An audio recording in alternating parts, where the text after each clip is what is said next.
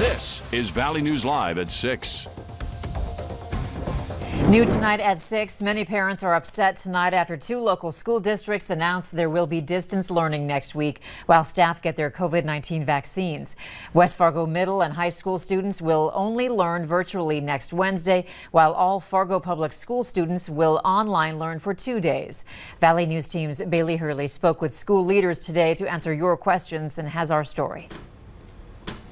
However you view it, to us, this is a celebration. It's a huge step forward in the ability to be able to move back towards normalcy to some sense. While school leaders say they know a few more days of distance learning this month is not ideal, it's the only option in order to get a COVID-19 vaccine in the arms of hundreds of staff members. It's not easy to get over 1,000 people in a day and a half just at certain times or after school times. Dr. Gandhi says it was a shock to both Fargo and West Fargo schools when local health leaders stated they could get all staff members vaccinated within a 3-day window next week, something that would have to take place at the county's vaccination center due to storage requirements for the vaccine, and something that couldn't be done on the weekend due to the vaccine's shelf life. They're responsible for not just making sure that they're vaccinating our staff, they're vaccinating for everyone else. To ask them to do anything special for the district would create an increased burden for them and potentially even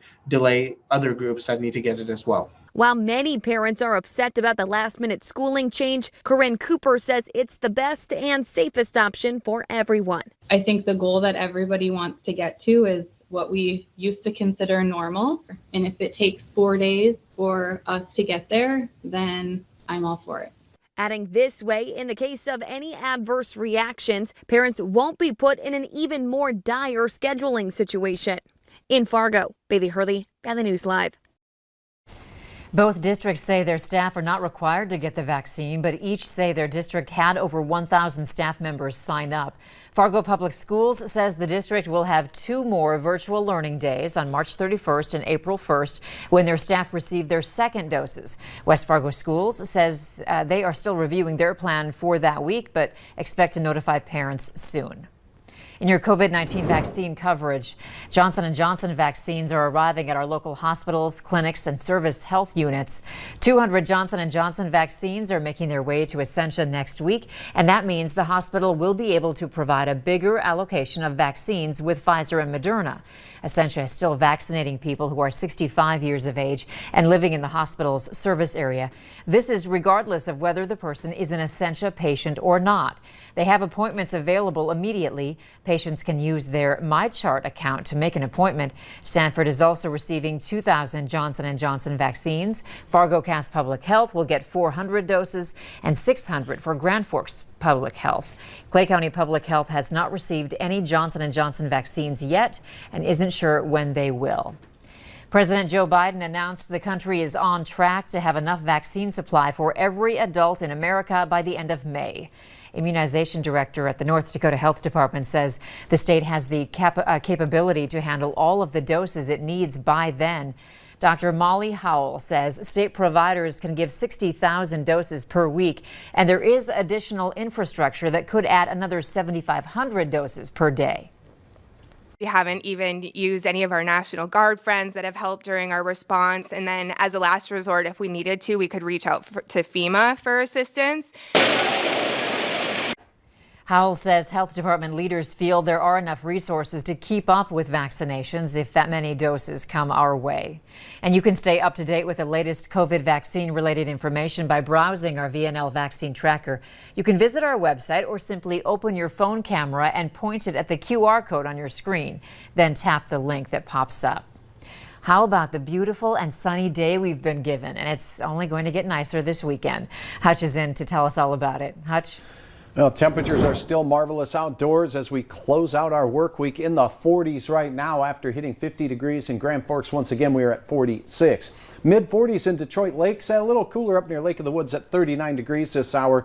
No weather woes showing up on the satellite and radar. A few high clouds drifting into the northern one half of the valley. We may see those spread south, but notice the radar is very quiet. No precipitation falling from those clouds. You can see them there from our home of economy view in Grand Forks. Fargo, tonight, temperatures still in the 30s through around the 8 o'clock hour. Then we dip into the low 30s by bedtime. The wind light and absolutely stunning. Grand Forks, high clouds, temperatures slipping to the 20s by late tonight. And coming up, as you alluded to, Andrea, we'll have some beautiful weather for the weekend, but we're also monitoring a return to some wintry conditions here in the valley for next week. I'll have the very latest on all of that coming up in a few moments. All right, thanks, Hutch. There have been rolling blackouts in North Dakota because of the power problems in Texas. Energy leaders and lawmakers are now pushing for diverse energy options to make sure it doesn't happen again. More than 60% of our state's electricity is derived from coal. A House resolution calls on the federal government to cease excessive regulations on the lignite industry that threaten the state's electric power grid and work with the state. In the past 6 weeks, under the current administration, through executive orders targeting the fossil fuel industry, it appears that they are poised to resume the war on coal. Fortner says the state's lignite industry is heavily regulated and includes many environmentally sound projects to offset coal plants. The resolution is now before the Senate. A Cheyenne High School assistant principal is apologizing to parents tonight after being charged with drunk driving. In an email sent to students and families, Nathan Schleicher says he cannot change his actions for the past, but says he will learn and grow from the experience and work to rebuild the trust he has broken. To read the full statement, just head to our website, valleynewslive.com. Fargo police want you to know about a high-risk sex offender living at 726 College Street North in Fargo. 31-year-old Michael Allen Nelson was convicted in Barnes County in 2009 for corruption and solicitation of a minor. He provided alcohol for and had sex with a 14-year-old female acquaintance. Nelson must register for a lifetime. If you need help uncovering fraud or corruption in your community, call our whistleblower hotline and we'll do our best to get to the bottom of it. Call 237-6576 and leave your tip. A member of our investigative team will get on the case and go to work to expose the truth. Minnesotans with a driver's license or ID card that's set to expire have a few options to renew online or in person. You can renew online or in person, including this Saturday. You must renew in person to make changes to your driver's license or ID card, apply for a real ID or enhanced driver's license or ID card. You can pre-apply online at drive.mn.gov to reduce the time you spend in the office. Exam stations accept renewal applications on a first-come, first-served basis. Some exam stations open every Saturday in March. You can find their hours on our website, valleynewslive.com. Moorhead High School students are set to return to full in-person learning on Monday. Freshmen already started 2 weeks ago. As the rest of the students return to the classroom, there are signs and patterns they must follow. Masks must be worn at all times, completely covering their nose and mouth. They must social distance and use the hand sanitizing stations. And QR codes are provided at lunch tables for students to scan for contact tracing purposes. Staff will be on hand to help students with first day jitters. And a reminder to join us for the Farmers Union Insurance Bison Football pregame show on Saturday. Our coverage begins at 1 p.m. live from Springfield, Missouri. Kickoff is set for 2 p.m. between the Bison and the Bears. You can watch it right here on the KVLY and KFYR Bison Football Network. Later on Valley News Live at 6, a look at how COVID-19 is affecting some children in the long term.